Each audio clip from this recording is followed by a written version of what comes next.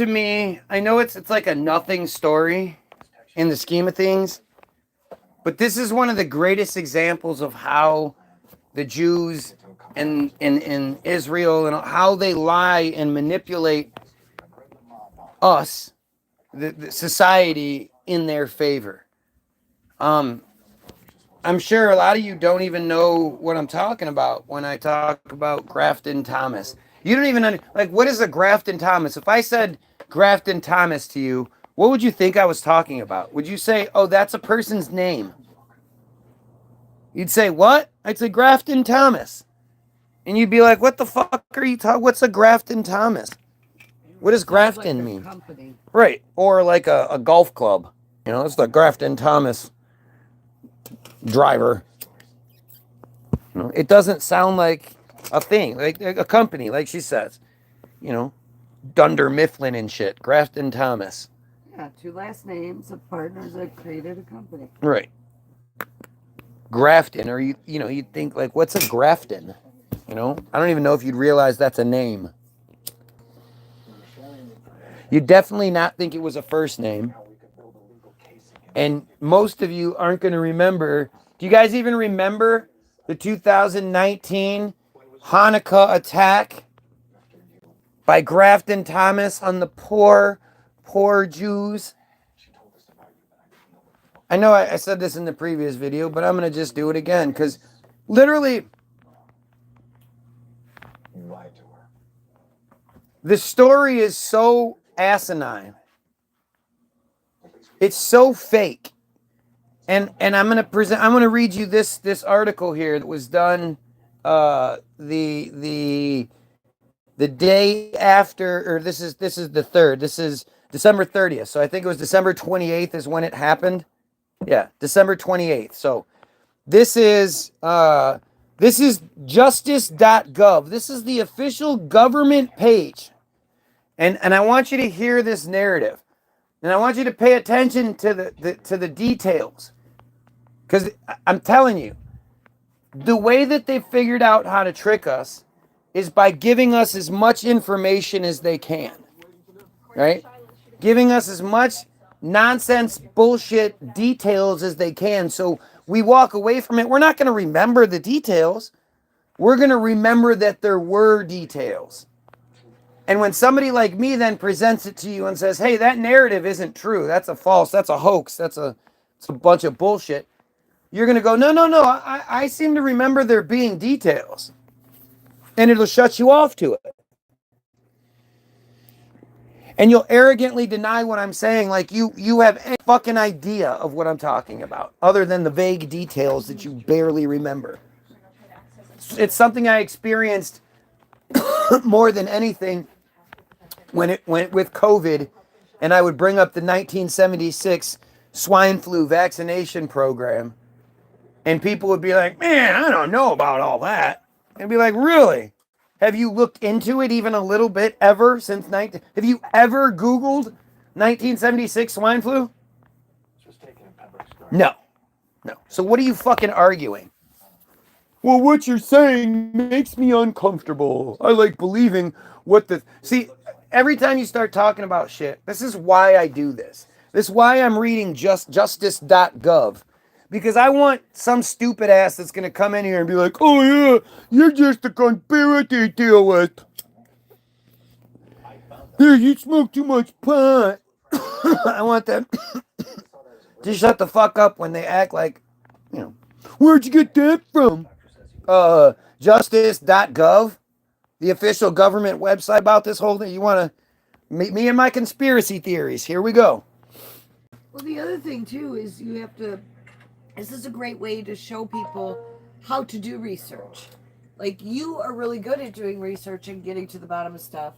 You've been doing it for a long time. So the other thing that you take for granted is a lot of people don't know how to get there. She's right. So as you're doing it, like, maybe explain it a little more. Oh, okay, so I saw that. So let's, All right. And no, that's very fair. So what I did was I remember his name is Grafton Thomas. So I was looking something else up completely, and I decided, like, I got off on this little tangent because, like, to me, it doesn't matter how big the story is, right? If I can prove to you guys that the narrative is completely manufactured and most likely fake, and it's something small like this, doesn't that immediately make you go, well, you're going to lie about the small shit, chances are you're going to lie about the big shit even more, right? So a lot of times that you get the trolls or the stupid people that go, where's your evidence? Where's your evidence? And I mean, it depends on what you accept as evidence. Like if you're expecting me to find a government, a Donald Trump signed piece of paper that says, yeah, everything Guy Williams is saying is true, that's never going to happen. But if I can say, instead of going to the standard Alex Jones, bald head, bearded white guy spouting anger bullshit, hate bigot bullshit, and I can go to the justice.gov page, like it's going to shut down a lot of your defenses before they even come up. And I want you guys to do this with me where we read exactly what we're supposed to know and just see if it makes sense. I mean, I consider myself a reasonably intelligent human being. I think my wife is smarter than me in most cases. So if this doesn't make sense to her and it doesn't make sense to me, and we sit here and analytically try to figure it out, like, all right, let's present this and let's look at this and let's read what they want and see if it makes sense to either one of us. And if it does, then when the other one asks the question, then the other one's there to explain it. Oh no, I think, because I ask her like what words are all the time and what they mean and all that time. I do that shit. Doesn't bother me. Like, I know I don't know everything. I even tested her the other day. She knew her shit. So this says Orange County man charged with federal hate crimes because, again, it's Jews, and whenever Jews are involved, it's hate crimes. When it's against Jews, it's hate crimes. When they do it, it's what crimes? But when it's against them, it's hate crimes. For December 28th, 2019, machete attack at a rabbi's home. A machete attack. If that dude was in his right mind, he would know that is not the most effective weapon he could have used. Easily one of the least effective weapons he could use. Easily one of the dumbest. Like, he could have used a butcher knife and would have been so much more successful. A fucking paring knife would have done more damage. Right. Like you got to be fucking out of your fucking mind to be swinging a machete. All right. So now this is from Monday, December 30th, 2019. So 2 days later. And this is for immediate release, Office of Public Affairs. This is supposedly, well, we'll just keep going. Grafton Thomas injured at least 5 people in an attack during a Hanukkah observance. I wonder how many details they're going to give us on this, because this should be a pretty detailed report. 3 days later. It's going to be amazing how much they're going to know within 3 days. And I want to see how much it tells you before I go telling you what I know, because...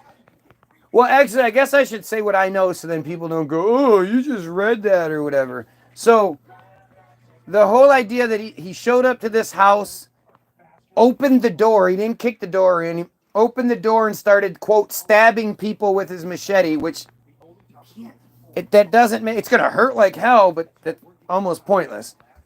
And they fought him off with chairs, but he managed to slash at least one old man. It's got that flat front end. Right. How do you stab? One old man who months later died. 72-year-old man supposedly died. They don't really say he died of like stab wounds or like, bleeding. Right. His liver was stabbed, so they kept him alive. He just died. We don't get to know what he died. So now it becomes a murder trial months later. But Grafton, good old Grafton, everybody knows the Grafton, went from the home that was connected to the synagogue where he commits this thing to the synagogue where he was going to go in and do more, I guess, but they saw the commotion happening and they blocked the door.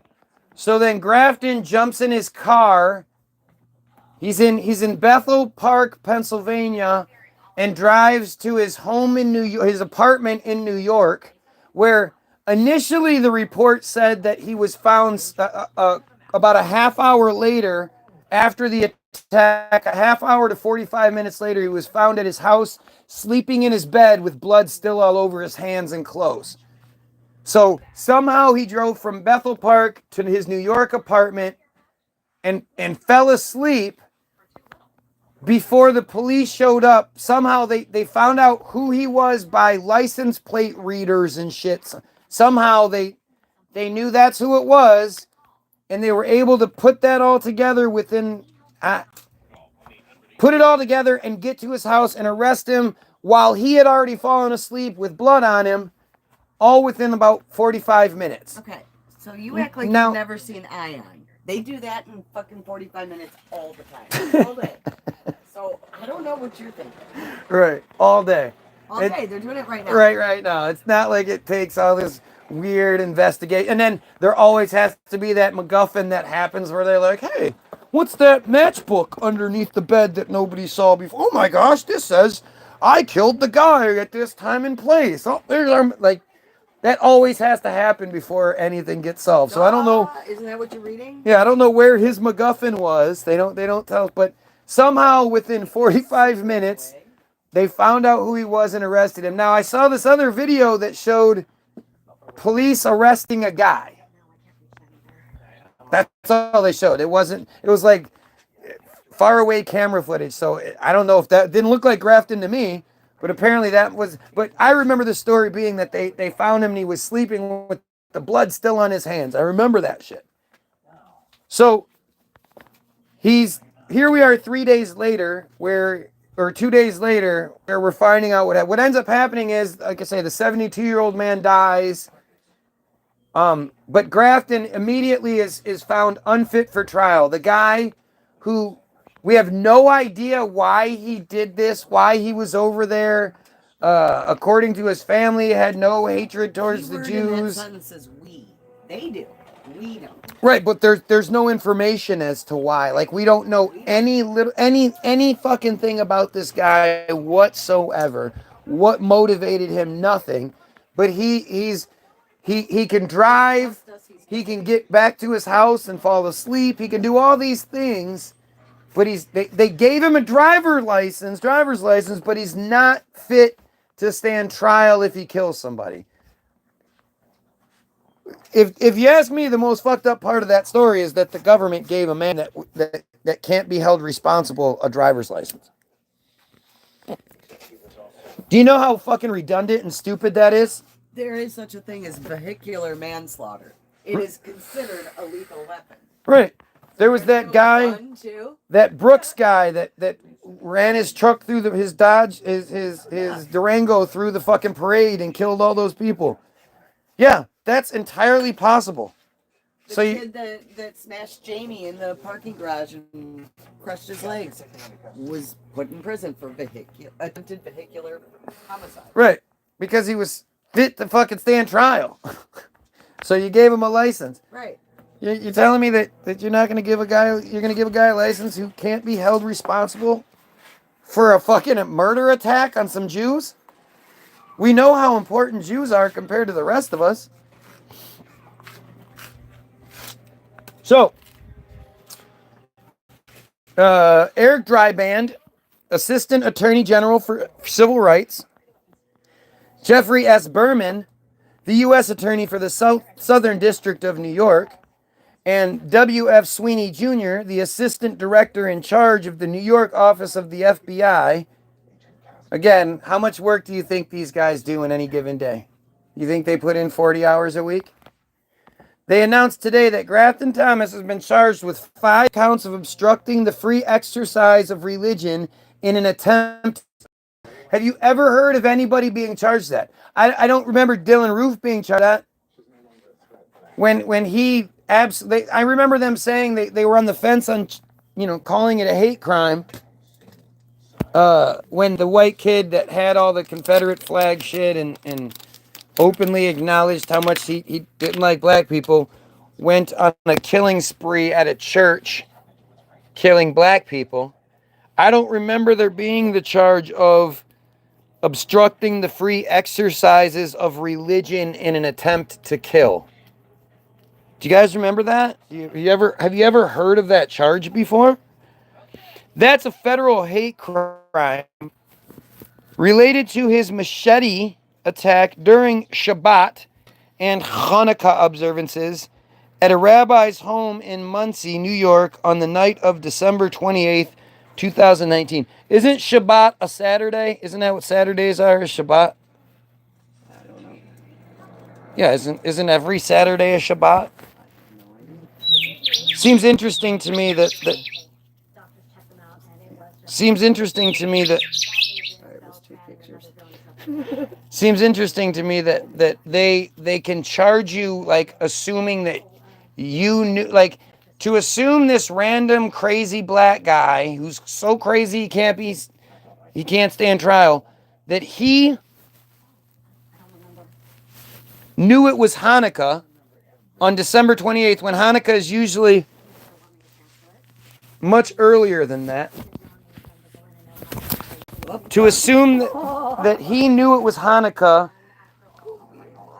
and Shabbat and attacked on those, like, when there's literally nothing to prove that. There's nothing even coming. The only reason that any of this is happening is because the victims were Jewish and they were doing Jew stuff.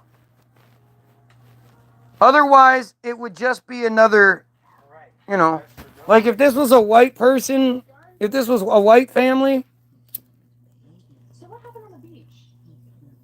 it would just be a crime. It would just be, some crazy guy attacked. If it was a black family, we wouldn't even know about it. Really? Come on. And if it was a white family, I doubt we'd know about it because nobody died. But because it's Jews, it's a super duper hate crime. Thomas is expected to be presented in White Plains Federal Court later today. Interesting how, immediately it wasn't like, oh wow, this guy's super crazy, I doubt he'll be able to stand trial.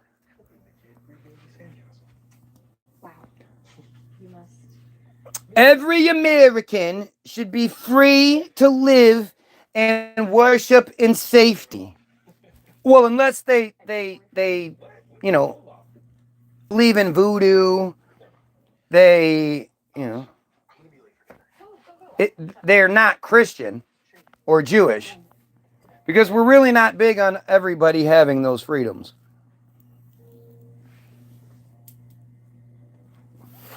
The department will vigorously prosecute those who commit hate crimes. Hate crimes. What a stupid fucking concept. You committed this murder because you hate that person. Yeah, most murders are committed because somebody hates somebody else. There are accidental things, no doubt. And those things can be charged as manslaughter or, unintentional homicides or some shit. But hate crime is such a stupid concept. You're not allowed to hate things. We have a list of things that you're not allowed to hate. Right now, we are debating putting chocolate on there. So, when we put chocolate on that list, if you say you hate chocolate, you can go to prison. I can't say I hate Judaism. I hate that fucking awful, ugly religion. I hate all religions. If I say I hate all religions, that's one thing. But if I say I hate Judaism especially, that's somehow worse. I think if somebody is raised in that supremacy and they leave and they say, no, I think this is an awful, ugly religion, an awful, ugly cult that is all about supremacy, and I think everybody should have equal rights and we all are here together. Like, to me, you're amazing. To me, you have more respect from me than most people do. To me, you're a unicorn. And what do we know about unicorns? They exist only in our dreams. I don't know anybody that's like that. They're beautiful. They're magical. I know that that there are guys like Ari Shafir who claim to be atheist but don't associate Judaism. He makes fun of how rich and powerful and arrogant Jews are all the time. That's his shtick. He doesn't talk about how fucking ridiculous and asshole piece of shits they are. I mean, he does, but he doesn't in an arrogant way. You know how when you hear Jews talk about goy, and you think, oh, it's just, no, they're talking shit about you. Like, he's letting you know, but he's not condemning it. He doesn't condemn his family for their supremacist beliefs. That's when you really know somebody is real. When you're willing to say, yeah, I love you guys, but, if you can't accept me for being the better person, then I'm sorry. I don't, that's how it is with my family. My family didn't accept me because I didn't believe in Jesus and wouldn't keep my mouth shut when they would bring it up. I never said, well, you guys believe in Jesus, so I never want to see you again. Like, it wasn't like that.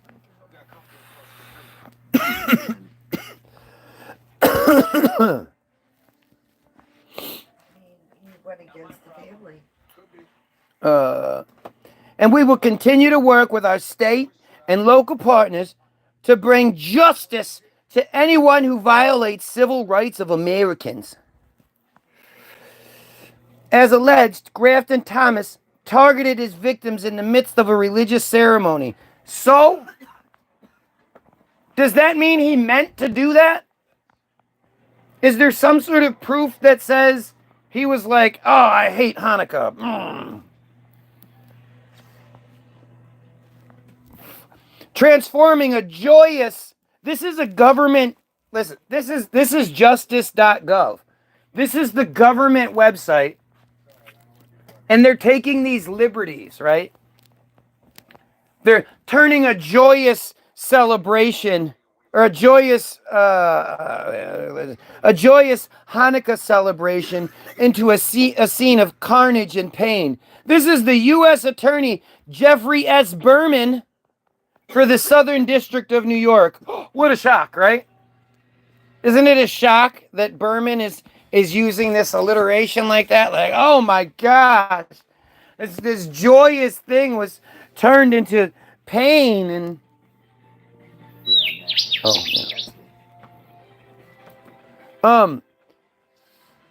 yeah. Today is the 8th day of Hanukkah, the festival of lights and that commemorates the Jews' struggle to practice their faith more than 2 millennia ago. And we are about to welcome a new year. Even in the face of tragedy, both milestones are an occasion for renewed hope and resolve to combat bigotry in all its forms and bring justice to the perpetrators of hate-fueled attacks. Have you guys ever seen Jews come to the defense of anyone else? You guys ever seen those goofy penguins at the Black Lives Rally movements? All the Black Lives Matter rallies. You ever see all those goofy penguins standing there? You ever see that shit? No. You never see Jews stand up for it. The only time they talk about civil rights and all that shit, just like Christians. If you see the sign in somebody's front yard that says protect religious freedoms, you 100% guarantee they're Christian. They are 100% Christian. Same with abolish abortion, which this one house off of 7 Mile, the one side street, has this giant flag hanging at the end of their driveway that hangs over the road, so you don't have to fucking see it when you drive down that road. And it says abolish abortion. I mean, they're Christian too. I really hope that everybody that has one of those stickers or anybody that pushes that mentality has at least one adopted kid, right? You should probably have several more because you care so much. You missed it. I forgot to tell you when I went to Joe's Produce night before last to get baked potatoes. There's a Catholic church right next to Walmart, just west of Walmart, and then further down, before Joe's, there's that Four Winds, like progressive church, whatever. The Catholic church had about 15 people standing by the road, lined up in front of the church with signs: abortion kills, blah, blah, blah, whatever. I was like, what the fuck? Oh, they're fucking crazy Catholics. Flipped them off, of course, and honked my horn. And then got to Four Winds Church. There were like 150 people in front of that church, all lined up on the road, facing the road, with their stupid ass. I just kept See, saying, that's when I want you all to. are lucky this is not Guy and it's me, because I'm gonna honk and flip you off and yell at you.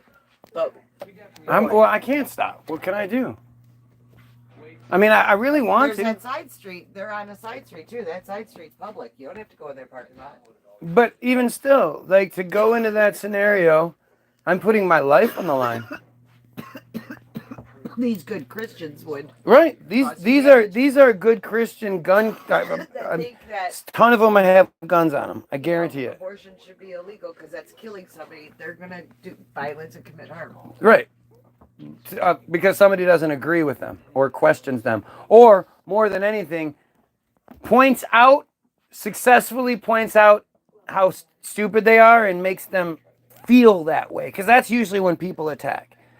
People are the quickest to attack when you point out that they believe in something awful. Like, every time I point out the pedophilia in the church thing, undoubtedly somebody's going to say, dude, why are you so obsessed with that? A lot of people say that. And I just look at them like, because there are fucking children being raped. What are you, out of your fucking mind? Because to me... Because they think it's a very rare occurrence. They honestly believe that doesn't happen all the time. That doesn't happen all the time. No, nothing happens all the time. And that's a good way of hiding behind something, is when you say, oh, it's all my fault or something like that. No. I'm specifically saying this happens a lot. It definitely happens a lot more than it should in what you call what's considered God's house. It should be the safest place in the world. Should, absolutely.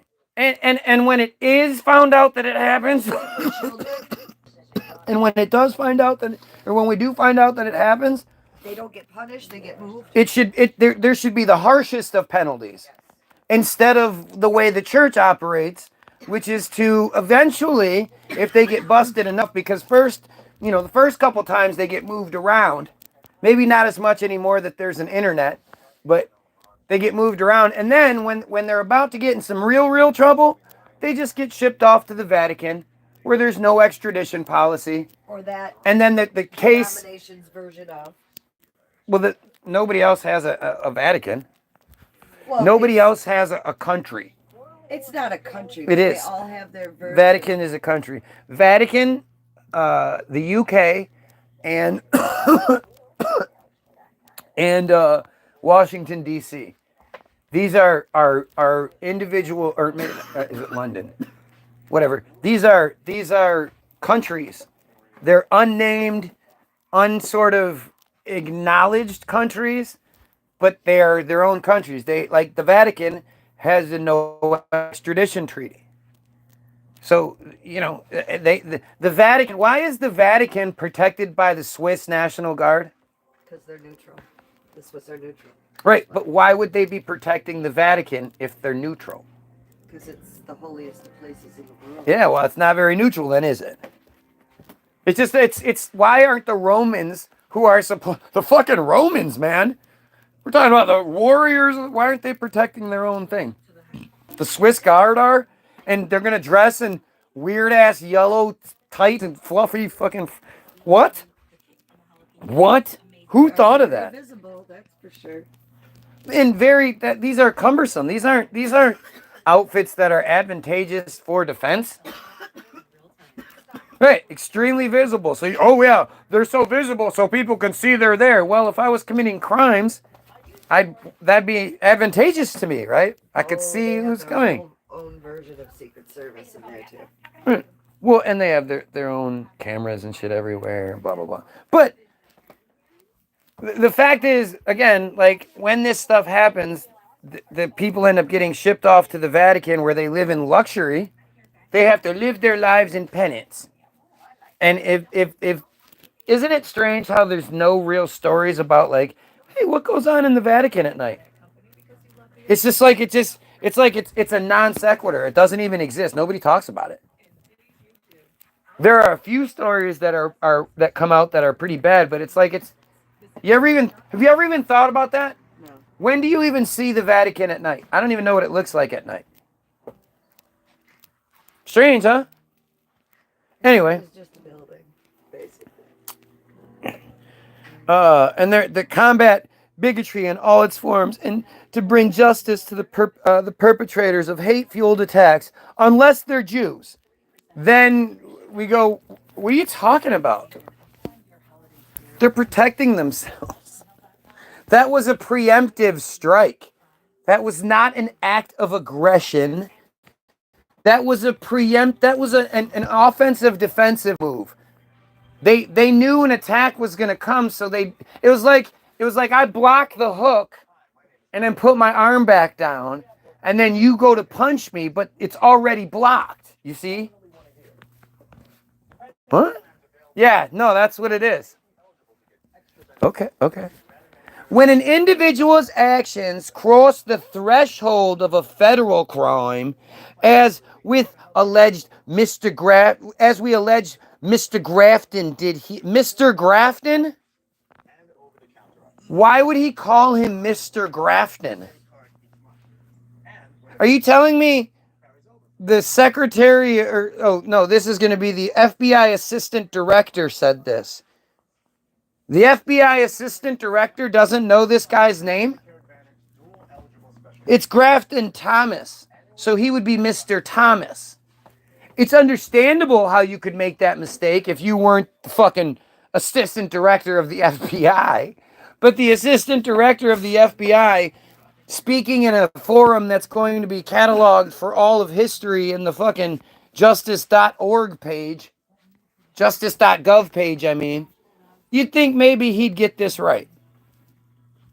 As we allege Mr. Grafton, or is he doing that thing? Mr. Grafton, hey there, Mr. Grafton. We will act swiftly, said FBI Assistant Director William F. Sweeney Jr. The message from today's charges should be crystal clear.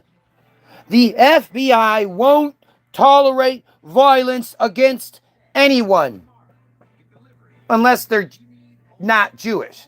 Because I honestly, I can't imagine.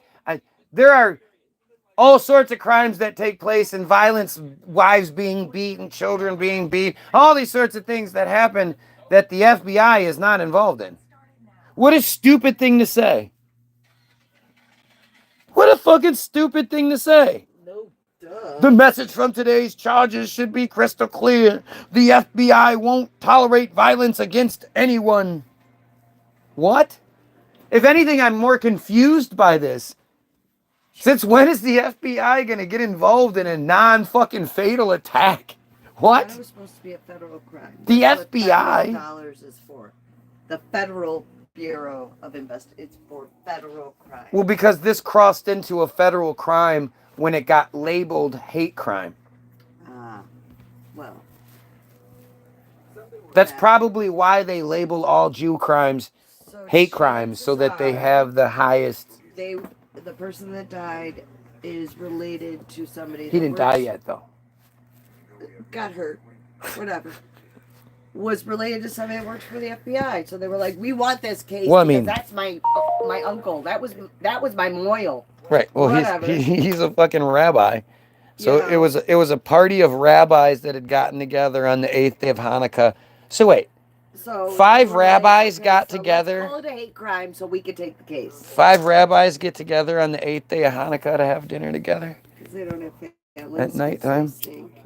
They're ugly. No, they're hot. to Jewish women. Like No. that's a sexy man right there. Look, Oh no, you smell that? It's an honor to be married to a holy man. Oh, That's what it you is. smell that? Oh, he smells like Old. old baby penises put in his mouth. Wow, your breath stinks. What is that? Is that baby penis I'm smelling? Is that bloody baby penis? Did you not wash your? Did you not brush your teeth this week yet? I should wait. How many bloody baby penises have you had in your mouth this week? You nasty motherfucker! Oh my God! I just. Okay, so I'm 13 years old and I just became a man. Oh really? 13-year-old David, what are you gonna be when you grow up? Well, I really want to do good stuff with my life. I'm gonna be a moil. Really? You know what a moil does, right? Yeah, he teaches and he spreads love and he shows the Jews and blah, blah, blah. Okay, but you know about the one thing, right?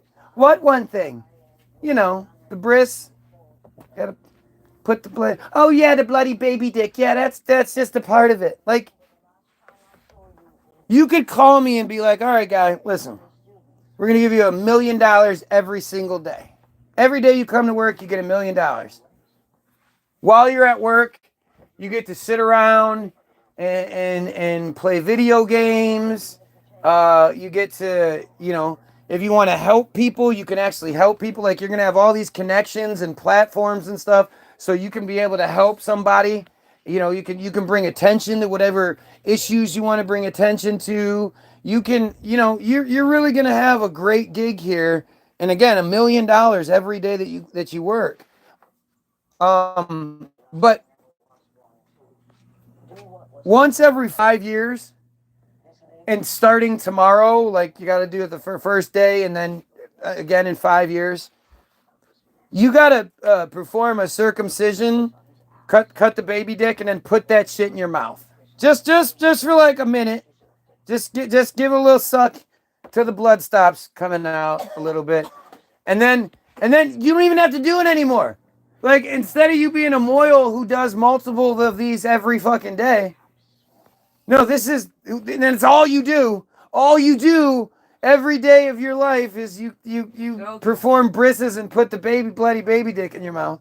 You don't have to even do that. You just have to do it tomorrow and then again in 5 years. And in that time, think of all the people you could help, all the money you would make. I mean, that's $300+ million every year. Like, you would just be no. How about every 10 years? Okay, you won't have to. No. How about you got to do you just even once. I was gonna say you got to do it once. Never. No. It's just one bloody baby dick. No. You just gotta suck on it till the blood stops coming out. Oh God. Are you fucking kidding me?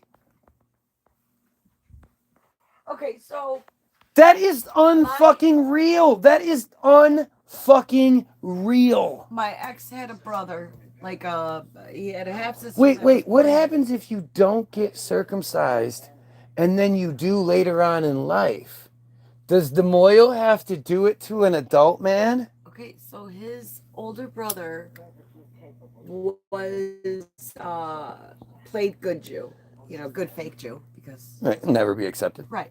And he married a Christian woman. I think she was Lutheran. Her family was extremely wealthy, lived on Grozil. Okay. That's good, but still. Okay. At least there's that. And she was going to med school. Okay. She's now a doctor. Okay. Is she willing to convert? No.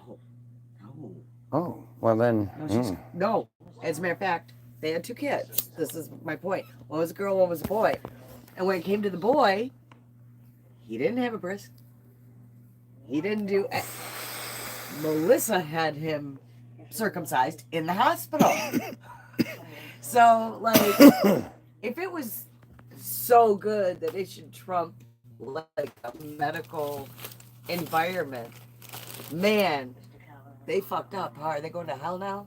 But she was like, oh, fuck no. They did not have a bris for that baby. No, well, the bris, the circumcision of the baby is literally the most important tenet in Jewish beliefs. The most. I remember the David asked. He said, "Are we gonna plan a bris?" And no, Dad. He's already taken care of. I bet he was devastated. Yeah, because he was an Orthodox Jew. Yeah. But at the same time, he was still circumcised, that wasn't his blood son. That was his stepson. But he was also circumcised. So what matters is that he's circumcised. Yes. I don't. But there is the whole big dinner afterward, and if there was something that was involved, again, what do they do with the uncircumcised or with the circumcised bits? And well, like I said, do they eat it in the hospital? So no, that's what I'm saying. At the bris. Oh God, stop! Because the brit milah is the dinner that takes place afterward, right? There's the brit milah, the actual thing. I don't remember which one it is, but are you still using this? Let me just finish up real quick. Yeah. But think about that, like again, the most important thing in Jewish beliefs is the circumcision of the boys, just like in Christian Catholic beliefs. The most important thing that we do is not how we treat each other. It's not how we treat the planet. The thing that keeps God putting rainbows in the sky to remind us that he won't be destroying the earth anytime soon is that we keep cutting baby dicks. As long as we cut baby dicks, God will show the rainbow, which means he won't flood the earth again. The Baptists, it's tithings. The most important thing to them is giving them money. I would be willing to bet it's cutting baby dicks. Because apparently, not just in Jewish beliefs and all that, cutting the glands, the fucking glands off of the tip of the male penis is supposedly something that's just been done all over the world.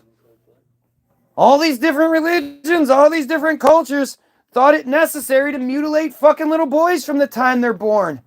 What? How did we become these things? We make it and then we go, right off the bat, something's wrong. Cut that off.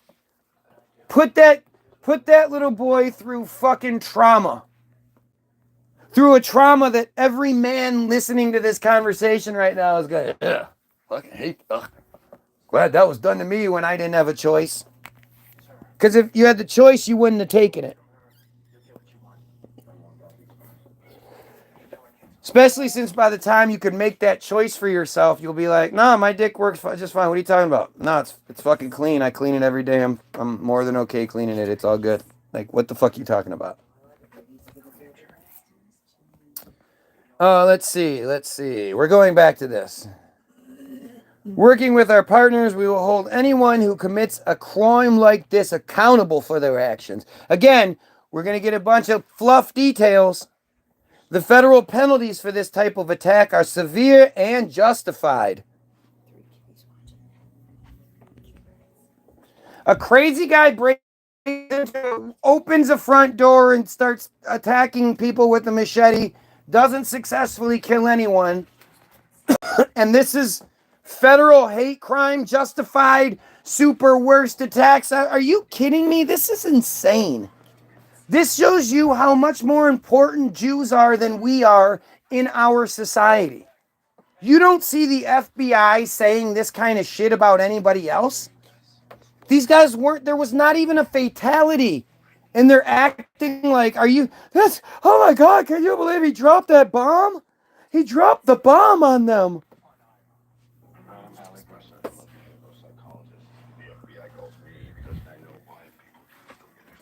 Yet the Israelis shoot and kill aid workers in the Palestinian in Gaza and shit. Totally off limits.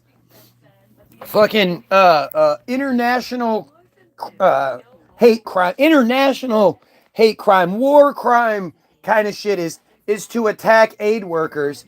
And Israel keeps doing it, and we're like, what? No, they're just defending themselves. I mean, their goal is to kill as many Palestinians as possible, and these aid workers are preventing them from doing it. So, they're just protecting themselves. Duh. In this instance, the local community was engaged, and their actions were essential to saving lives and led directly to Mr. Grafton's capture. He said it again. He's getting this guy's name wrong. This is 2 days later. Why would the FBI assistant director be getting the character's name wrong? Are you kidding me? Nobody's told him that it's Grafton Thomas, not Thomas Grafton. He's been working on this case for 2 fucking days, day and night, diligently trying to figure out the details that never actually come out. And he doesn't know this fucking guy's name? So here we go with the details, right? The local community was engaged and their actions were essential to saving lives and led directly to Mr. Grafton's capture. How? It's the rest of our community's joint responsibility to step up and engage as well. Don't give hate a platform to propagate, and don't dismiss this type of behavior as someone else's problem. Address it and immediately report suspicious activity to the authorities. What are you even talking? So you're telling me if I see a guy break into a place with a machete, I should call the police? Well, fuck, I didn't know that. Okay. I didn't think that was hate. I thought he would they were like, we need a cheesecake cut. And the guy was like, I'm here. I mean, when we ask the cops what he's supposed to do when he comes back with his AK-47 walking down. No, he had a big shotgun. It wasn't an AK. If he had an AK, he would have been arrested.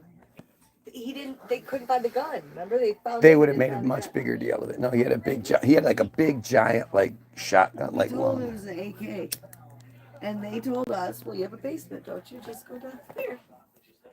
I mean, yeah. They don't give a fuck. What are you gonna do? Unless they're Jewish, because if you're Jewish, or somebody suspects something going against some Jews, you better call immediately. Immediately. So that's what I should have said. I'm Jewish and I think he was targeting me. Absolutely. They would have been like, no, we need the FBI. This is a hate crime. Detroit Get police. this nigger off the streets.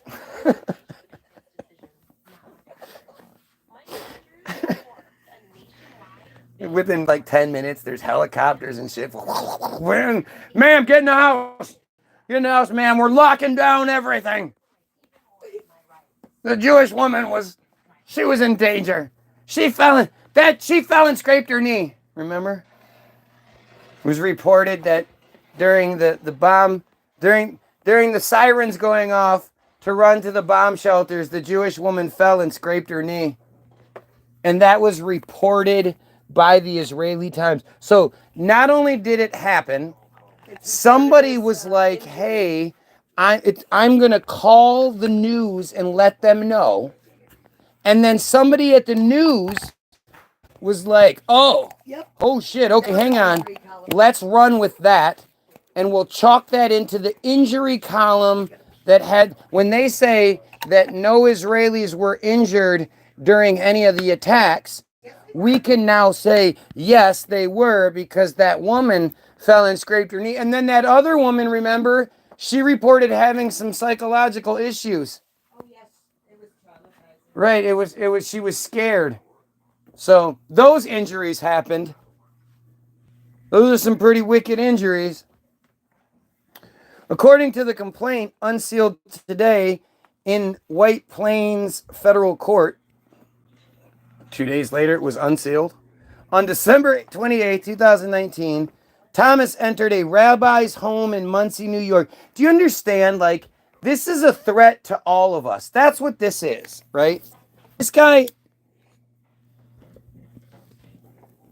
isn't real. You're telling me this guy's real?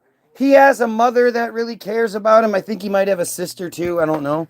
And they're not like vocal. They're not like out there demanding justice for their son. He was railroaded. He was framed. Nothing like that. The family is just like, oh, okay, let us disappear. We don't want anything. Like, this isn't weird at all. Like, I'm just a bystander, and I think this is fucking weird. If this was my kid, you'd have a hard time shutting me up. But these guys, nope, nobody involved in Grafton Thomas's life prior to this is speaking up and saying, hey, this is kind of strange. I knew Grafton so-and-so back so-and-so. He wasn't like that, or he was like that. There's not even the other side where you have this whole side of things that supports the narrative. Instead, it's just this weird situation that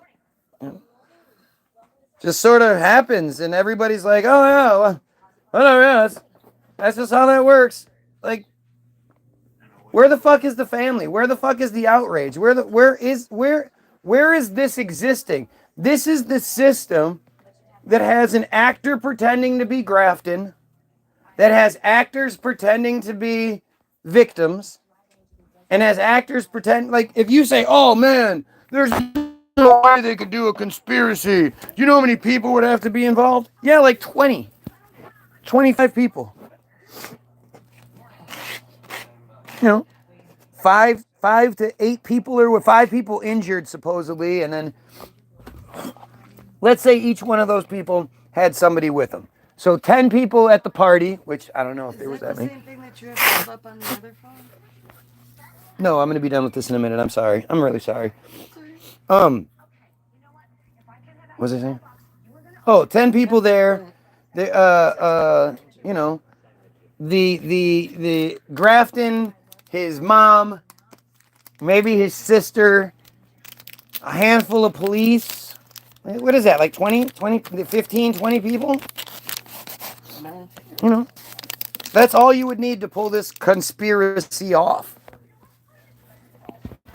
And when a good majority of the people believe that they're chosen and they're here for us to be their servants and their fodder, to say, oh, we're going to use you guys to lie to the system, to lie to the fodder, to give you guys essentially more power, more control, of course they're going to do it. Why wouldn't they go along with it? They're obligated to. They're obligated to put Israel and Judaism above self, above everything else, and they do. No, they don't. That is the most important thing. So to pretend like this is just some everyday bullshit, it's not. And when we look at how it's being reported to us, what we're being told is the truth. Again, it's just actors. This is just actors playing a role that tell us, hey, don't you ever decide to attack any Jews doing anything. If you ever attack Jews and they happen to be doing any sort of fucking festival or whatever, you know, you're going to get charged with every hate crime possible because you're probably not crazy like Grafton Thomas. Grafton fucking Thomas. Grafton. How many Graftons have you ever met? Have you ever even heard that name used in any situation? Like, oh no, there's Grafton from the Bible. No, there's no Grafton in the Bible. Where the fuck is Grafton? What is that? All is named after General Nathaniel Bedford Forrest. Who? Nope. No Grafton. That? Nope. What Grafton are we talking about? Grafton fucking Thomas. Get out of here. Let's see. Thomas entered a rabbi's home. See, again, and just assuming this guy knows what's going on. He's so crazy, he can't stand trial. But he can formulate this plan where he gets himself a machete. He drives to this home. He executes his plan, which doesn't actually work out very well. Or make much sense. Or make any sense. There's no reason for it. There's no... Well, no hate. Just hate. But there's no like manifesto. There's no Jewish people between where he is and that place. Right.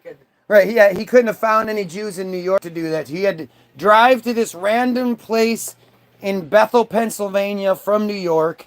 No Jews in New York. Commit this crime, then drives back to his house, goes upstairs, doesn't even rinse off, just falls asleep, only to have the cops show up a half hour after, 45 minutes, half hour after the crime happened.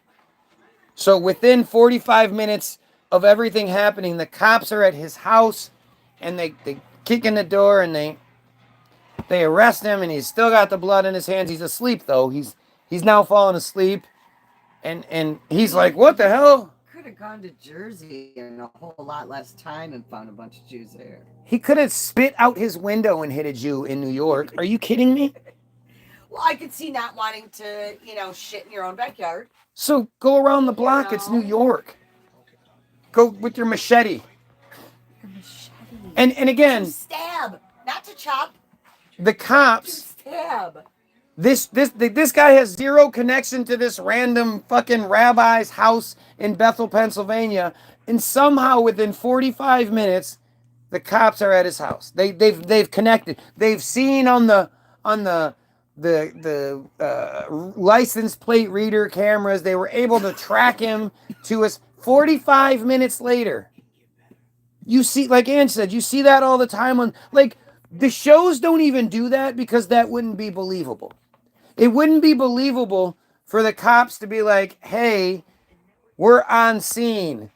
Check the license plate reader cameras for this car that might have been here, and then you found it, and then we're going to go arrest the guy," and then they go in and the guy's asleep with blood on his hands. That story doesn't happen because everybody be like, "That's fucking dumb." Nobody believed that shit. Entered the rabbi's home in Muncie, New York, which is adjacent to the rabbi's synagogue, during observances related to the end of Shabbat and the 7th night of Hanukkah. I thought it was the 8th. Didn't they say it was the 8th in the other one? Okay. And that says it's in New York, not Pennsylvania. Muncie, New York. Right. That's weird. Not Bethel, Pennsylvania. Is that a new one? Different one? That's really weird. So, 2 days later, they still don't have the basic details straight. Like, sweetheart, this is justice.gov too. This is the official government page's version of the story. So whether or not the news has a different story, this is what this is saying. 3 different stories have come out of Gus's mouth about how the details of how Mike died. 3 different stories. Oh, right. That's why you can never trust anything. Right. It's like you don't remember things correctly or some shit. And that's what all of history is. All of history is an account that was remembered, supposedly. And typically wrongly so. Mm-hmm. I mean, or manipulated. How many people, when they're telling you the story, they tell you the parts that make them look like the asshole? Well, most people don't. Most people will make the other person look like the asshole. Stories that my brother and I had heard from multiple people. My mom doesn't remember them that way now, and like when we retell them to her, she's like, "What the fuck are you talking about? That never happened." Yeah, but she's the same person that when you say, "Hey, Mom, why did you say this?" She goes, "I didn't say that." Like that just happened the other day, and she said that, and I was like, "Whoa, okay." Well, It's scary. I don't put a lot of faith into a lot of what she says. I like her, whatever, but like, she's very close-minded and very stubborn, honestly, and wants to see things. A lot more damage than we realize. Oh no, I realize it. Right. See, but this is just a different example of it, because that's your mom. You don't want to see her. You want to see your mom. You don't want to see you don't want to see her deteriorating. Like, you don't see her from an outside perspective. That's your mom. But from the outside, you can already, you can see it. I've been trying to make a point to keep my eyes open to her. Like, she looked so bad at Yeah, but you haven't seen it for years. We're talking about years. For years, it's been bad. Oh, I know. But you're again, it's not a knock against you. It's saying anybody who's it's you, when you're involved, you don't see the details as well. And considering like when we're talking about history and all that stuff, history is all of our moms. You know, it's this thing like it's strange how when you talk about the earth shape with people and they get mad at you and it's like, what are you mad at, dude? Do you have stake in roundearth.com? Is round earth like your family creed or something like that? Like what is your if the earth's not round, we belong in the ground and we're gonna die till we get like what? No, how does it how would your life be any different? Would it matter to you? Would it gonna hurt you? Oh my God, the Earth's not round and spinning and flying through space. Oh man, I can't go to work today. Like what? I mean, I think sometimes that reaction might be a result of they already have been down that spiral and they realized all of the fucking rabbit holes that opens, and that gets really scary. So they're like, "Fuck that, nope." True, but I also think Fear like for is a me, motherfucker.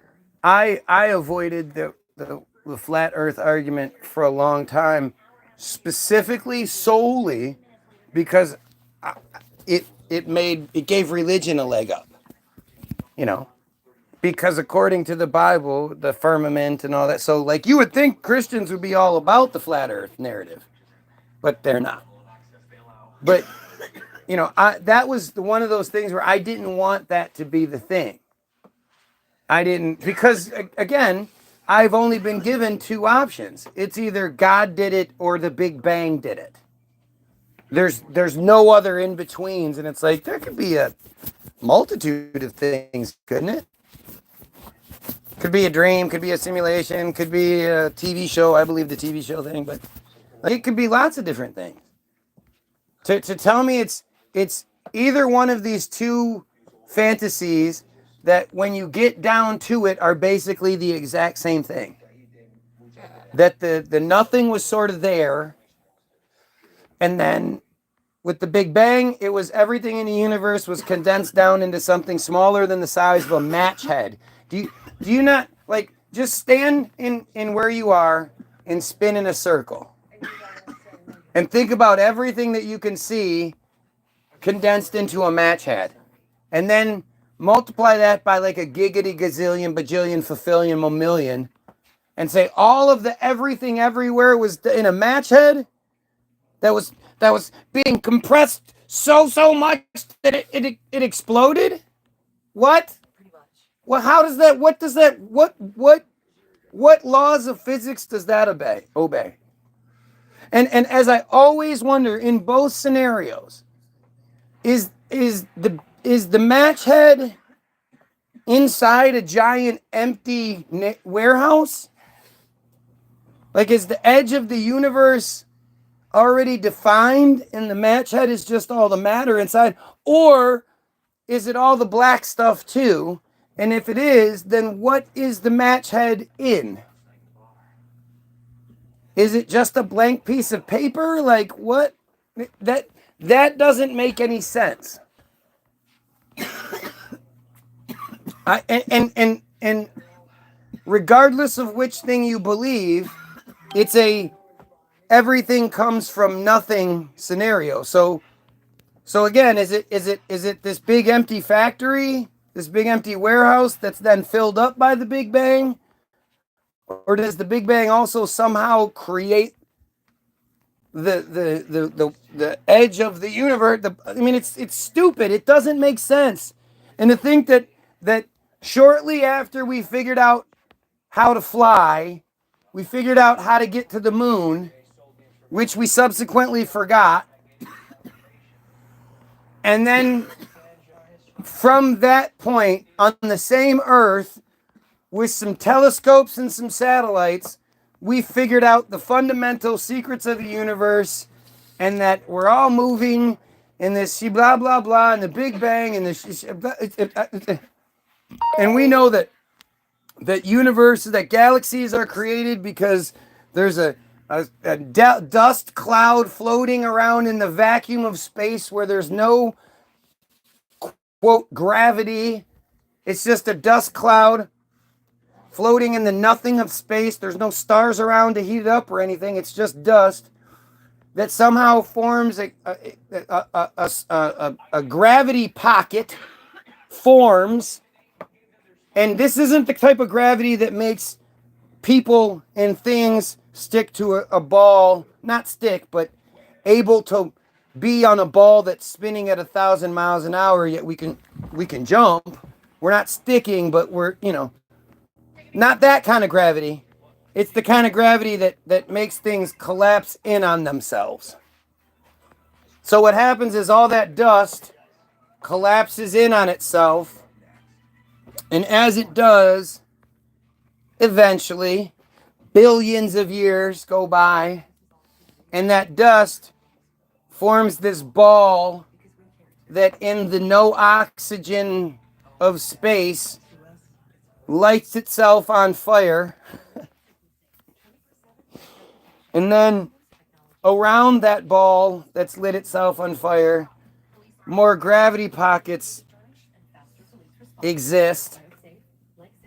And those pull debris in that then form balls. But these balls, instead of lighting themselves on fire, they light their inner part on fire, and it turns into molten plasma stuff.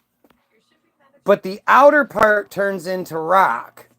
Now, on our planet and other planets in the, what is it? The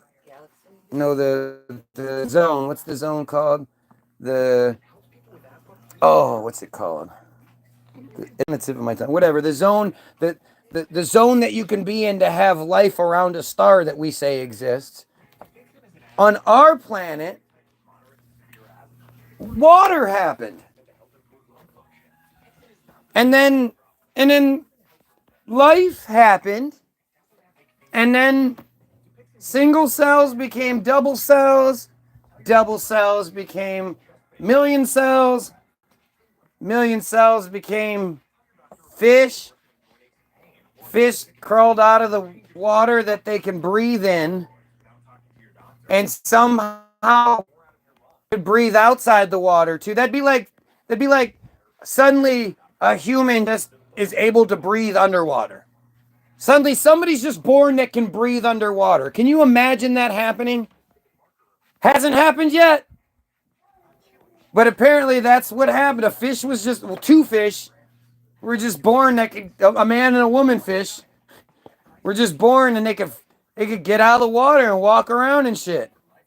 And they had babies that liked it better outside the water than inside the water, where there was, outside the water there was nothing. There had to be like rocks and shit. There wasn't any bugs to eat or anything, because I don't even know, like, how did the fish become the bugs and the people? Where'd the bugs come from? I always wonder where the bugs came from. But that fish became a fish that grew legs, that became a monkey, that became a man. And here we are today, and we know all this shit because we have telescopes that can see. They say they can see into the Big Bang with their telescopes, because if you look far enough with the telescope, it's like looking into the past. It takes millions of light years for the light from a star to reach the Earth. Some of the stars may even be out. Of course, none of the stars have ever gone out since we've been keeping track of stars, but at any point, any one of these stars could just stop functioning. And if it did, that could have happened millions of years ago. It just took the light that long to get here. Do you know how stupid that is? That's saying that the light from that star is a beam being shined on the Earth. It can't just be a star radiating light in every direction, because if it was, then there wouldn't be any dark. The idea that it took millions of years for that light to reach the Earth, well, then why would it be in one little dot? That's stupid. That doesn't make any sense. But this is all the stuff that we figured out in the last, 40, 50 years, 60 years maybe. We figured all this shit out. And actually, a lot of it is just sort of, validating what people who had no idea had theorized. And the best guy to ever be a theory guy was the remote control car guy who was a remote control car. He had a specialized wheelchair that allowed him to talk and move around and all that shit. He literally could do nothing but, like, at one point they told us that he was controlling it with his eyes, but then his eyes stopped moving. So then I guess he was controlling it with his thoughts, I guess. Not really sure. But that motherfucker could drive around and shit. Where are all those wheelchairs for everybody else that's super handicapped? What about not even that design? What about his, like, 2004 chair? Wouldn't that technology, that old ass technology, be a good technology for people today in wheelchairs? Who are afflicted like he is with the remote control car disease? Never heard of anyone else like that. You ever heard of anybody else like that? Super fucking genius. Can't even fucking talk. So that's the one side. And then the other side is, again, so the Big Bang happens. It's in this space. We don't know. So on the other side, you have God, who just sort of appeared one day. And again, was it like an empty warehouse that God was in when he appeared? And then he was like, it's dark. Stars and stars and stars and stars. It's so dark. And he just started throwing out stars and made light stars everywhere. Like, according to the narrative, it's like billions and billions of stars and trillions and billions and billions of stars. Was God doing that and making an earth on every single one of those stars too? And God was like, bought his little earth aquarium thing and decided he was going to make the firmament, and the whole creation story is fucking nonsense. But then him and Adam sat around making little clay animals and shit, and Adam was like, monkey, that's a monkey, I want to name that one a monkey. And God was like, okay, Adam, here's a monkey, ooh, ooh, ooh. And that's how we got monkeys. And like that's sort of the narrative. Basically, it's the same thing. There was this sort of empty time, and then the thing appeared, and the thing made everything else. And don't question what came before the thing, because there was no before God. God is and always has been. Yeah, but what happened before that? What do you mean? There was no before God. What are you talking about? God came from nothing? You always hear the Christians talking about, what do you think all this just came from nothing? Atheists think things came from nothing. You're so stupid. No, God made them. God sat around with Adam. Adam was on the ground like, oh my God. How many fucking more things do we have to make? Well, Adam, new species are created and found every day. Hundreds of them, new species. And some species die. So we got to just sit here and we got to create millions and millions. Because I'm going to put some things in countries you'll never even hear of. I got to put certain things like black bears. I got to put these black bears over in this place called America that these brown people live in that know nothing of me. But I got to put those there. Like, you know how stupid all that shit is? When you try to be like just common sense and logical with things like the Bible, and you just start asking like basic questions, that shit just falls the fuck apart. Logistics killed the Bible. Logistics kill the Bible. Sorry. So on the seventh night of Hanukkah, Thomas declared to dozens of assembled congregants, no one is leaving. and attacked the group with an 18-inch machete.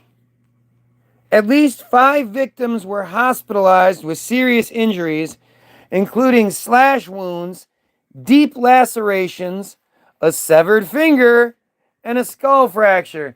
There's always got that severed finger. At the synagogue shooting, the one rabbi supposedly lost his finger. He went to grab the muzzle of the gun, and the shot went off and blew off his finger. Didn't blow off his hand, just his finger.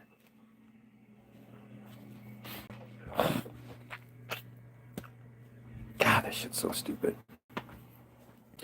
Following the attack, Thomas traveled in a car to New York City, and he was stopped in Harlem by members of the New York City Police Department. The responding officers were observed what appeared to be blood on Thomas's hands and clothing, and smelled bleach coming from his vehicle. Where did he get the bleach? He's on his way home. See, this is different. The story's changed here. But this is the official government story. A search of Thomas's vehicle led to the seizure of, among other things, a machete that appeared to have traces of blood on it. Law enforcement subsequently searched Thomas's residence and cell phone pursuant to warrants. The evidence contained handwritten journals with several pages of anti-Semitic references. Oh, now we're saying we have the manifesto sort of thing now. The manifesto, the journals. Guess he has those now. Okay. Thomas's cell phone contained internet searches dating back to at least November 2019 for terms such as Zionist temples in Staten Island and New Jersey, as well as a web page visit on the day of the attack to an article titled New York to Increase Police Presence After Anti-Semitic Attacks.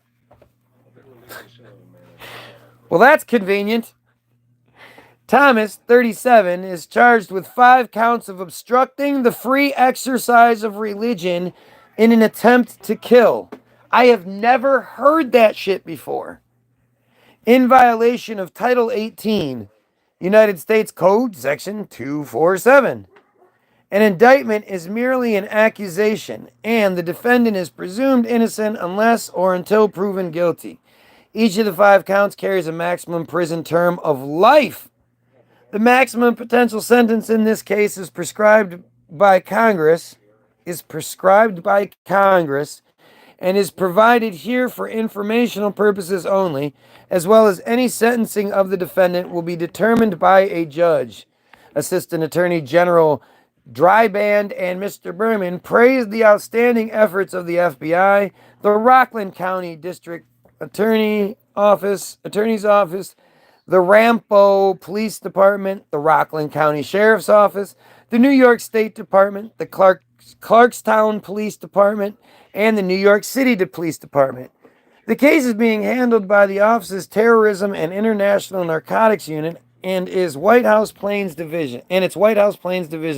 Assistant U.S. Attorney Michael Krause and Lindsey Keenan are in charge of the prosecution.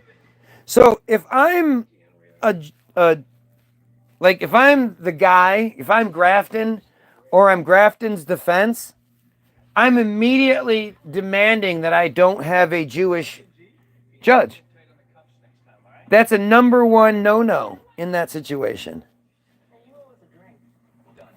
Okay, so that was December 30th, 2019. At the same time,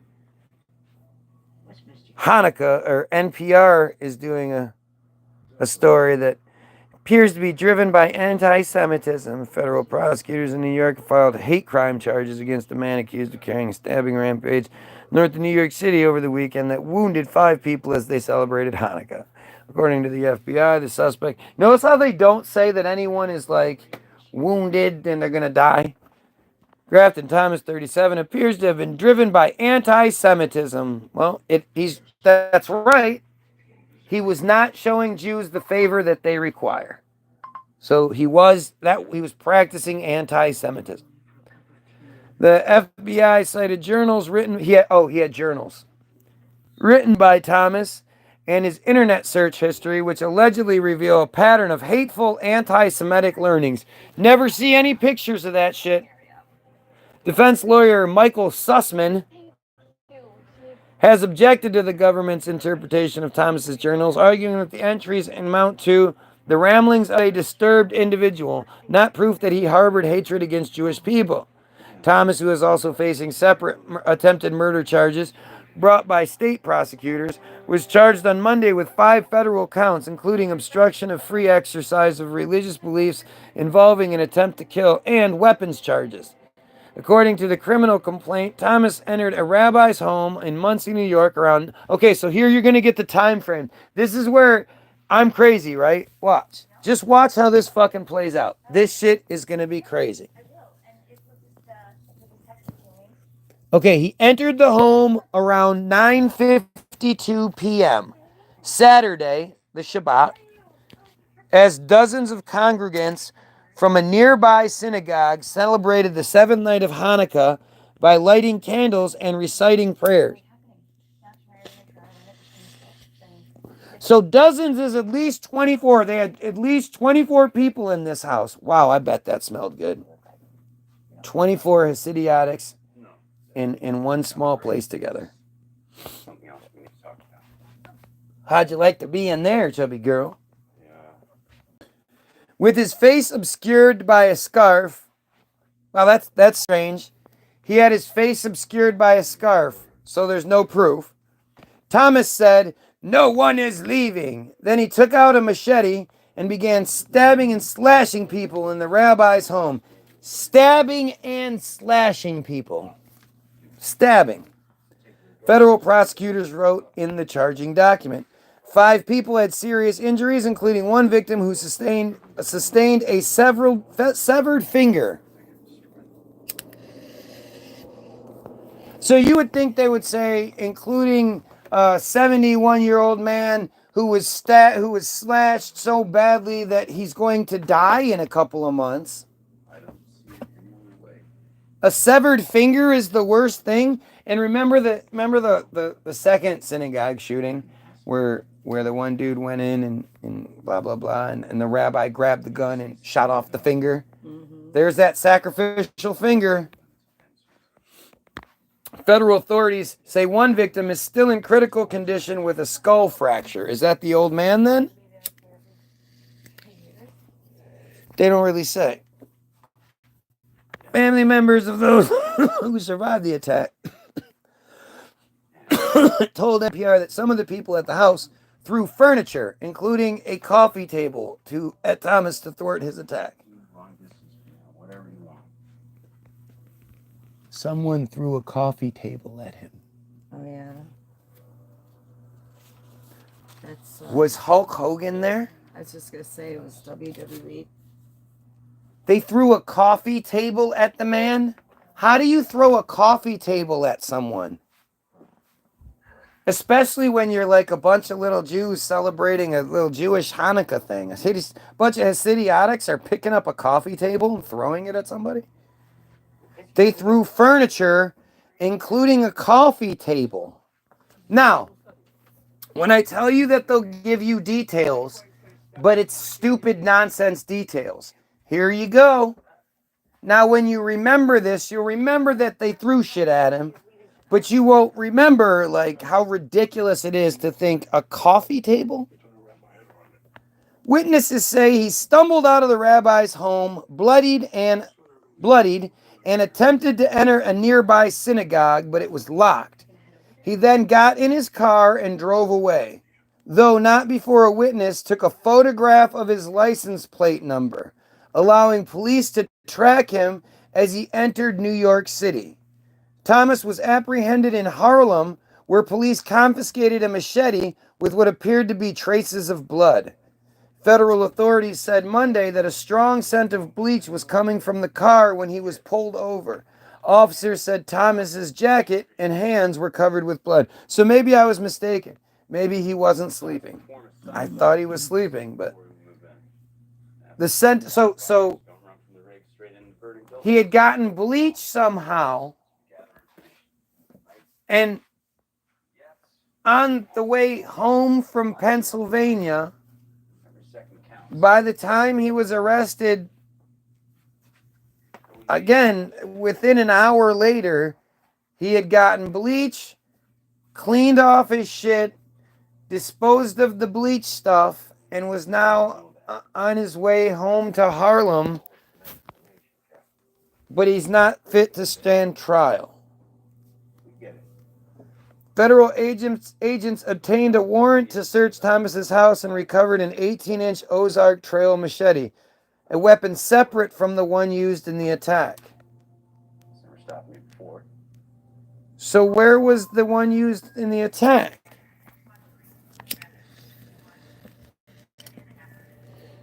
And why did he have the same machete in his apartment? Or his house? He had a house. Authorities recovered journals written by Thomas, some of which appear to include anti-Semitic statements or sentiments. How do they appear to include it? I mean, shouldn't it be pretty obvious whether it is or it's not? The FBI found references to Hitler and Nazi culture on the same page that included a Star of David and a swastika, according to a criminal complaint filed on Monday. What was he, like 12? He drawing pictures in his journals? What? He's writing journals with references to Hitler and Nazi culture, and then drawing pictures of what?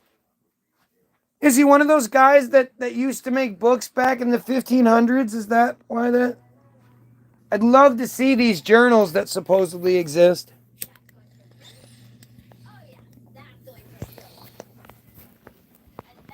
Investigators also searched Thomas's phone and found an internet history that included such searches as "Why did Hitler hate Jews?" which is a fucking reasonable question to ask, but I guess, is this a threat? Is this the threat? So if you know what he searched, you better not search that same shit. German Jewish temples near me, Zionist temples in Elizabeth, New Jersey, and Zionist temples in Staten Island. So how did he end up at the Philadelphia church? I mean, his search history shows why it's ridiculous to think he was all the way in New Bethel, fucking whatever. What? He also searched for prominent companies founded by Jews in America, the complaints states. After the attacks, New York Governor Andrew Cuomo, ooh, that didn't age so well, did it? Said the incident was an act of domestic terrorism. If a crazy guy attacks a place where Jews are with a machete for some reason, it is an act of domestic terrorism. I can't be the only one that sees the arrogance in that statement. It can't just be that some crazy guy attacked a thing. This is an act of domestic terrorism. Does he call acts of domestic terrorism when black people are killed? When white people are killed?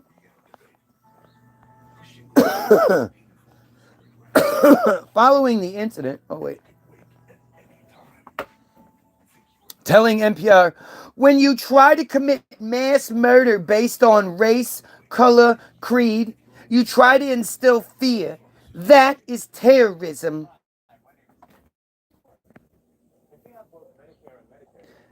This is 2 days later. This article is written 2 days later. So, how did anyone know that he was motivated by hate? How did Andrew Cuomo know by the time this article was put out, I would assume early December 30th? How he's being interviewed by NPR probably on the 29th, so the next day he knows that this was fueled by race and creed and color. Doesn't that seem a little presumptuous? Shouldn't he not be allowed to say that until they know? Like, doesn't that seem dangerous to say that that's what's happening just because Jews have been killed? How do we know that those rabbis didn't treat this poor crazy man like shit? And you know, as a group one day they spit on him. How do we know he didn't spit on him? It seems strange that we can't find anything out about his motives or anything because he gets locked away. He's been locked away in Crazy Town, so nobody can interview him.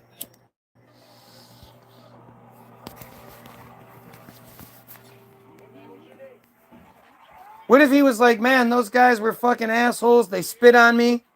They called me a dumb goyim. They kept calling me nigger. What, you know? What if that was the case? We don't really know. It seems strange that not a single reporter in the entire world wants to know what Grafton Thomas's motivations are. They're satisfied with the narrative that it was anti-Semitism. Following the incident, county officials. Oh yeah, and this is always funny how this works out. So because of something like this, suddenly now these Jewish neighborhoods get all of this money donated to the police department. They can rebuild their synagogue. They can do all this because suddenly they just get all this federal funding that pours in. Rockland County officials announced that an official security firm will provide armed guards for area synagogues. A crazy guy attacks a family home for no fucking reason, apparently. No reason whatsoever. So that means all the synagogues in the area need to have more tax dollars, plunged into them. And so now there's more armed federal guards are now at synagogues because a crazy guy attacked some Jews. It sounds like I'm making this shit up, doesn't it? Like, it sounds like I'm somebody that doesn't like Jews, so I'm just making up a crazy story. Except I'm reading NPR. 5 people had serious injuries. Wait. No. Why did that fucking move? No, really, actually, I regret it. Very sweet of you to anything I can do. You just emailed me a list of a dozen names.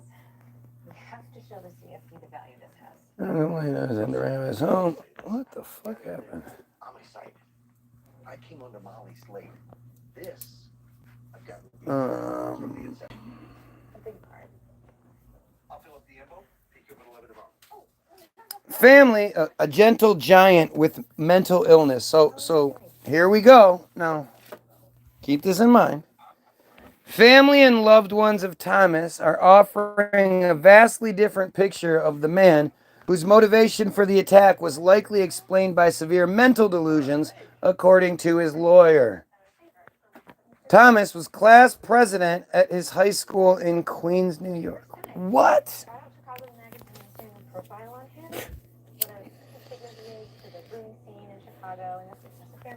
He was class president, so there should be a whole bunch of he's only 38 at the time. So there should be a presence of this guy in the early 2010s and shit. Should be a MySpace page of this really popular fucking class president guy, right? Don't you think that should be the case? 38 years old in 2021 or 2022. 2020, 2021. So that means he's 20 years old, or he's 18 in 2000. 2001. So in his in his early 20s, late 20s, he would be super popular. Where is this guy's MySpace page and shit? Class president of his high school in Queens, New York, and then joined the Marine Corps. Oh! Dun dun dun! Nothing to see here. According to his lawyer, he sustained unspecified injuries while in the military. That doesn't make much. What unspecified injuries did he like? What? Afterward, he held down a series of jobs before his mental health severely declined. At the time of the attack, Thomas was being medicated for depression and psychosis, said his attorney, Thomas Sussman, or something Sussman, who interviewed Thomas in jail on Monday. His expectations were not entirely coherent. His explanations were not entirely coherent, Sussman said. Yeah.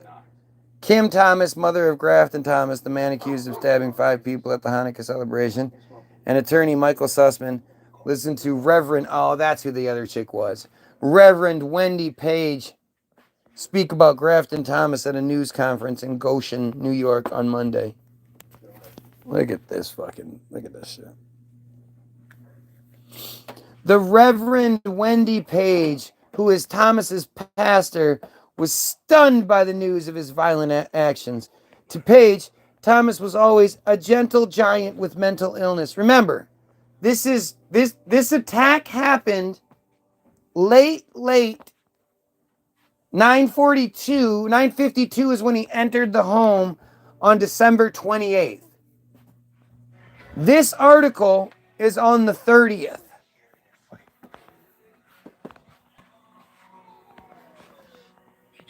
So within 24 hours, because this probably came out, let's see, 11:39 a.m. is when this article came out. So within a little bit more than 36 hours, and again, this happened at night, so you got to include that. All of this information has been put together and is now released.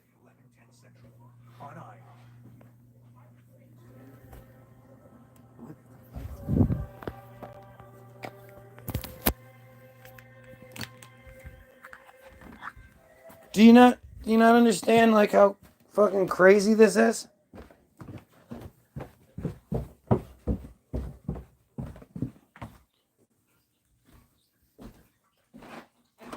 Gentle giant, man. He is a vegan and a germaphobe who incessantly washes his hands, Page said. He's a big boy for a vegan. He's very introverted, she told reporters at a Monday news conference, adding, very simple. Asked what might have spurred Thomas's alleged rampage, Sussman said perhaps hallucinations, one might say demons. Didn't you ask him? What do you mean perhaps? Did he tell you I saw demons? Didn't he tell you exactly what his motivations were when you interviewed him?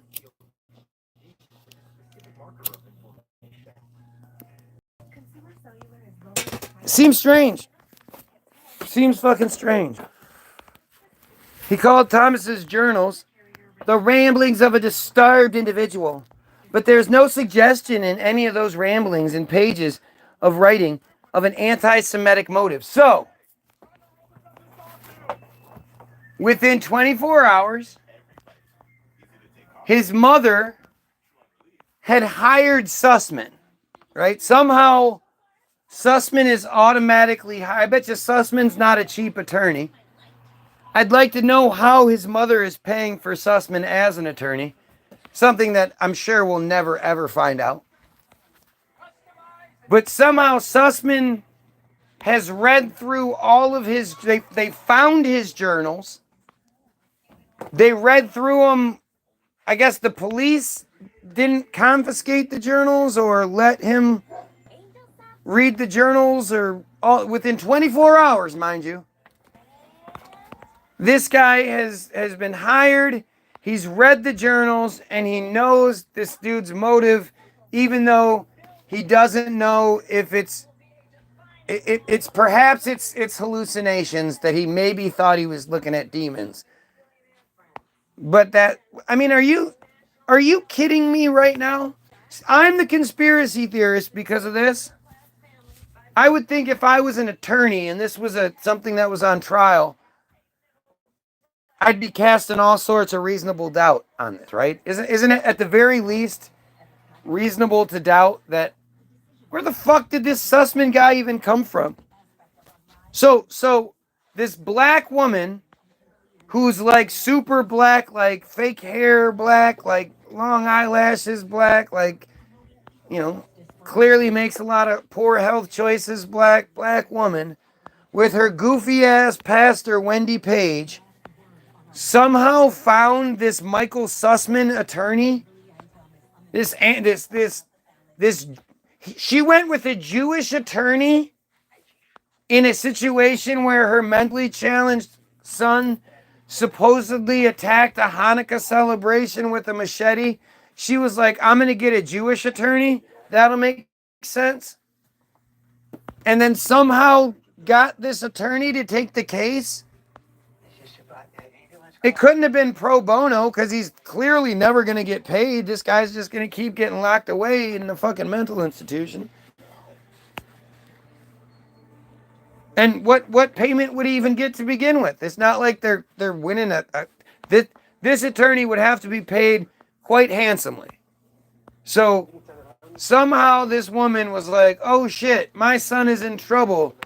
I'm going to call Michael Sussman. Are you fucking kidding me? How does this make sense to anybody else? Please. Thomas had no history of violent acts and no convictions for any crimes. He has no known history of anti-Semitism and was raised in a home which embraced and respected all religions and races. He is not a member of any hate groups, the family of Thomas wrote in a statement. Neighbors gather to show their support for the community near the rabbi's residence on Muncie. So, again, within 24 hours, these Jews ran out, bought all these signs, and now they're standing out in front of a place with these signs talking about end hate because a crazy guy attacked. I mean, do you guys not... The problem for me is not understanding how I see this and you don't. What am I seeing that's making me crazy and making this... How does this make sense to anybody? Oh yeah, sure, they ran out and they made these signs and then they're standing outside, and at the same time as they're standing outside, the people are there to take their picture, and once they take their picture, now they get put in the NPR article, and yeah, no, that all makes sense. 24 hours. What the fuck? Why are you so skeptical? Thomas was arraigned Sunday on criminal charges. He pleaded not guilty to all charges. His is being held in a local jail. His is being held in a local jail on $5 million bail. His is. So, Thomas was arraigned on Sunday for state criminal charges. How? Judges don't work on Sundays. Thomas was arraigned on Sunday Oh, I heard you. on state criminal charges. The state definitely doesn't work on Sundays. There might be some specialty feds that do, but not the state. Thomas was arraigned on Sunday. So within 24 hours, they got a court to all Why are you saying it? Let me look up a phone number. come together A court and document. and do that. Like they're like we're gonna like either all these people that are doing the arraignment and work at the courthouse and all that stuff, either they all work on Sunday every week and it's just a normal Sunday for them, which I had never heard of anything so ridiculous in my life because I was really under the impression that people in the government definitely didn't work on Sundays. But apparently, this guy was arraigned on a Sunday. The whole courthouse must have been open, and I mean, again, please, somebody, please, what part of this is am I missing that's making me look like the crazy dumbass? Please, somebody, please tell me what's going on here. The stabbings, they're still referred to as stabbings. It's like they've never reported before. You don't stab people with a machete. With a machete, you slash people. So it's the bag of sand all over again, right? It's these little bitty tells that let you know that the story isn't real. It's how you know that guy's never touched a titty before. He wouldn't have said a bag of sand. That's fucking weird. Like that's you have to look for those bag of sand tells every time you can see one. And that's one right there. You know, the stabbings. This dude had a machete and you keep referring to it as stabbings. What are you talking about? That's fucking dumb. That's dumb. That doesn't make any sense unless the narrative you're trying to push isn't exactly correct. The stabbings come not long after another act of violence directed at Jews on December 10th when a gunman opened fire at a kosher market in in Jersey City, New Jersey, in what investigators are calling a targeted act. Yeah, there was other people than Jews killed in that situation. They were just sort of the people that were there, it seems like. But they spun that shit all they could. Cuomo said Saturday's attack was part of a pattern of hatred exploding across the United States.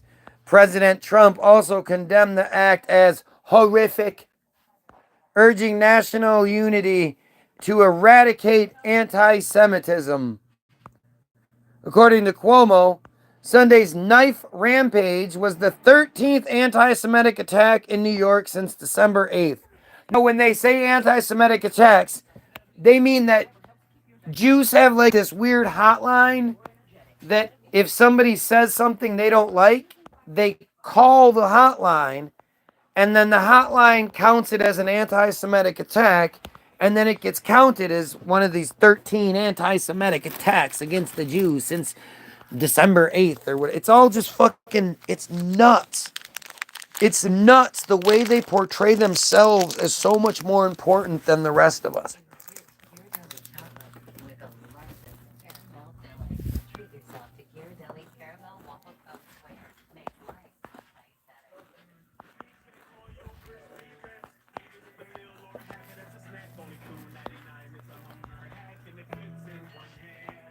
Why would their death be any more important than anybody else? We just signed the lease on our third shop. Supposedly. 1,100 now plus deaths. 42,000 plus deaths. 90 plus thousand injuries and well over 2 million people being displaced. So that's the pattern I see. But what do I know?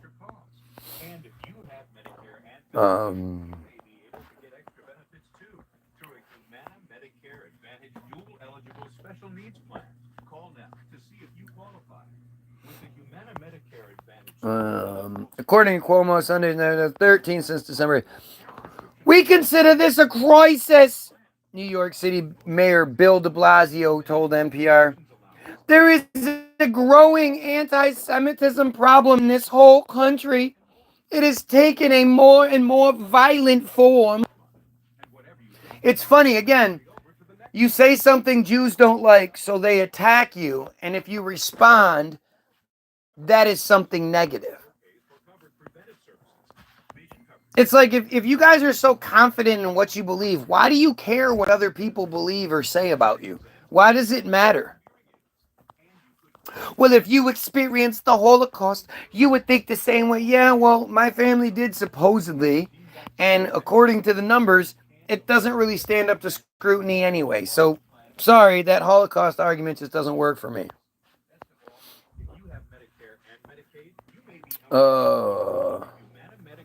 In response to the attack in Muncie, city police patrols will be beefed up in communities that are predominantly Jewish, in addition to the installation of new security cameras and light towers, de Blasio said. Again, because a crazy guy did some crazy guy shit, now Jews need to be more protected than anyone else? Like, what is going on? We have made it a habit when the Jewish community is attacked anywhere in the world to reinforce key Jewish community locations in New York City. But we're doing it now on a much bigger scale, he said. They have a habit of reinforcing the Jewish community in their city whenever Jews are attacked worldwide. What does that even fucking mean? That is just weird. Are you almost done with it? Yeah, I'm done. You have something pulled up on here that Yeah, you started with. I know. I gotta be done. At this point, I'm done. So we'll just have to come back to this. Grew up in Bethel Park, Pennsylvania, south of Pittsburgh. Both crooks. Oh, yeah, no, because this is Thomas Matthew Crooks. That's why I went here, because I thought it was strange, and I thought it was Bethel. And we're going to just have to come back to Thomas. We're going to have to do Trump shooting tomorrow, so if you're watching and you like learning shit, learning what you're supposed to learn. I'm not conspiracy guy, remember? I'm just reading what they want me to read. Come back. Otherwise, pedophiles, kill yourself.